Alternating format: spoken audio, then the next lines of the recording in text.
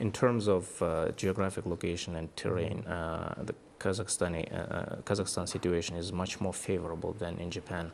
But despite the fact Kazakhstan agriculture faces lots of challenges and problems, what do you think is the reason for that, and what we should do to develop the agricultural sector?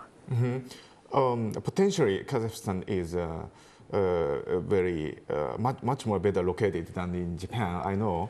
But maybe, барлығымызға белгілі Қазақстанның географиялық жағдайы өте қолайлы.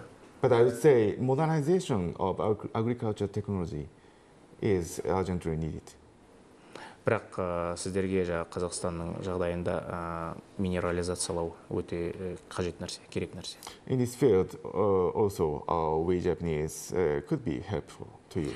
Осы тұрғыдан Жапон елі, яғни біз сіздерге көмек бере алар едік. Яғни жаңа технологиялармен қамтамасыз ету мәселесі бойынша. I mean, in terms of introducing new technologies. Yes, of course. Әрине, yeah.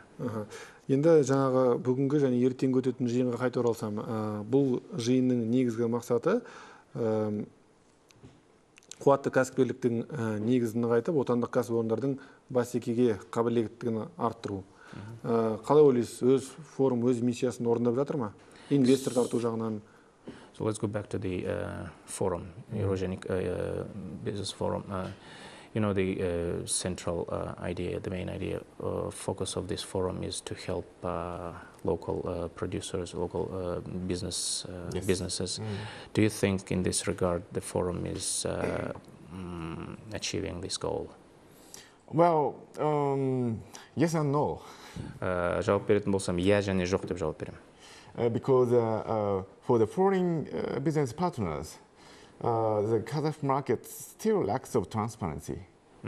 Неге десеңіз, неге жоқ? Себебі шетелдік инвестор ретінде, шетелдік бизнес өкілі ретінде айтатын болсам, шетелдіктерге қазақстандық нарық көп жағдайда анық, айқын емес, ашық емес.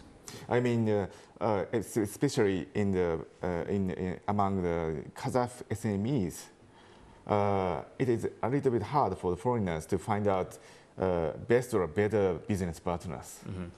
Шағын және орта бизнесті алып қарайтын болсақ, атап айтқанда, шетелдік бизнес өкіліне қиын болады, сенімді, жақсы серіктес табуға. In this regard, this Eurasia Business Forum should be used.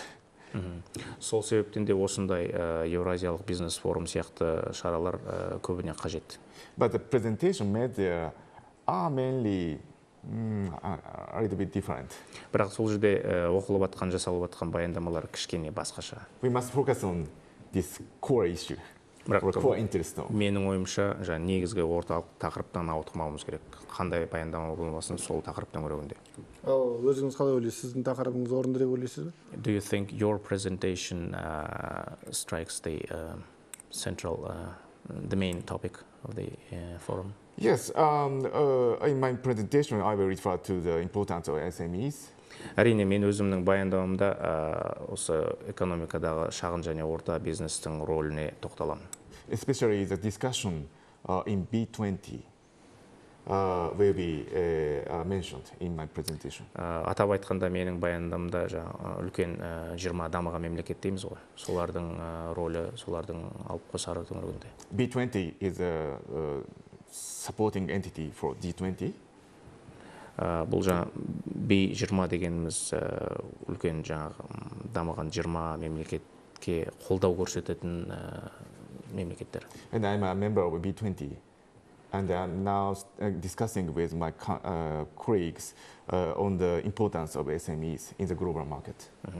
Сол B20-ның мүшесі ретінде біз өз арамызда өзіміздің әріптестермен осы шағын және орта бизнес өкілдерінің қосар үлесі жөнінде көп әңгіме жүргіземіз, көп талқылаймыз. I will touch upon this issue during my presentation tomorrow. Әрине, ертеңгі болатын баяндамамда осы туралы мен айтамын. Жаңағы өзіңіз айтып өткендей, Жапония қазір энергия қуат көздеріне зәру болып жатыр дедіңіз.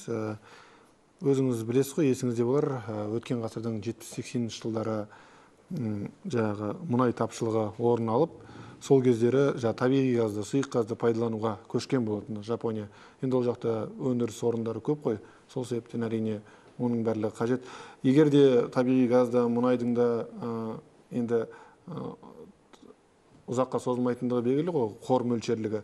Одан ары қарай энергия қуатын көзі ретінде қандай жоспар, нені пайдалансақ деп отырсыздар? Қандай қуат көзін пайдалану жоспарларыңызда бар? We know that Japan is a highly industrialized country and needs lots of energy. So starting from 1970s, Japan transferred to sources of energy like liquid gas or natural gas. We know that it's not eternal. What happens if you run out of liquid natural gas? What other sources of alternative energy are you considering?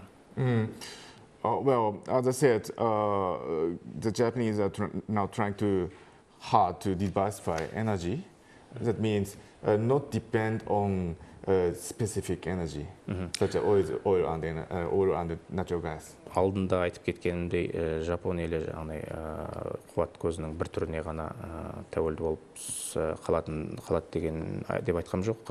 Жапон мемлекеті қазір баламалы қуат көздерін іздеуде, сол жөнінде іздестіру жасауда.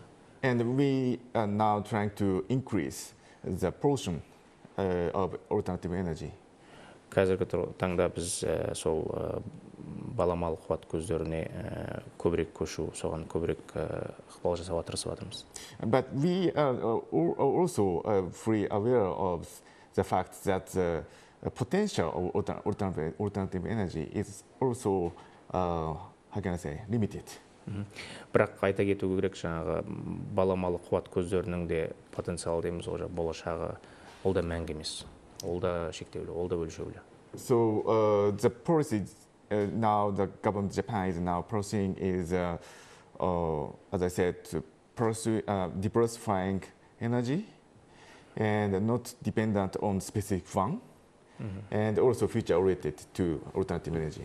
Сол себептен де қазір Жапон мемлекетінің жүргізіп отырған саясаты бір ғана қуат көзіне тіреліп қалмай, басқа да баламалы түрлерін көздеп, ол тұрғыда да жаңа бір көзін тапса соған ғана шектеліп қалмай, басқа да үнемі ізденіс үстінде. Негізінде Қазақстан Жапонияға ферроқорытпа, болат, титан, жер асты, сирек металдарын экспорттайды. Алдағы уақытта бұдан бөлек қай салада әріптестік орната аламыз?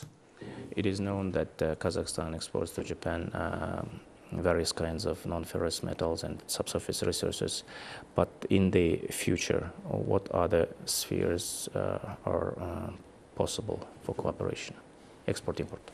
In order to boost our economic relationship, we should consider our own interests to, how can I say, each other. Кез келген ынтымақтастықтың түрін дамыту үшін біз алдымен өзіміздің мүдделерімізді анықтап алуымыз керек. Кімге не қажет? The Japanese lack of energy and agricultural products. Мысалы, Жапон мемлекетіне қуат көздері және ауыл шаруашылық өнімдері жетіспейді. So they are very keen to import these products from your country. Осы өнімдерді Қазақстаннан тасуға мүдделі. And for Kazakhstan, it is essential to introduce much more high technologies. Ал Қазақстанға келетін болсақ, Қазақстанның мүддесі көбінесе жоғары технологияларды. In every field. Әр салаға, кез келген салаға. So that we should introduce some kind of, how can I say, comprehensive economic talks bilaterally. Осы тұрғыда айтар едім, бұндай әріптестігімізді ары қарай жалғастыру үшін кең көлемді үлкен келіссөздер жүргізуіміз керек. Барлығын қамтитын. In this context, diplomacy is needed. Сол үшін бұл жерде дипломатия керек. Бізге берілген уақыт осымен тәмам. Қарадам мырза, сізге келіп, бізге өз ойыңызды айтқаныңызға үлкен рахмет. Well, thank you very much for taking part in this program, and unfortunately time is constrained.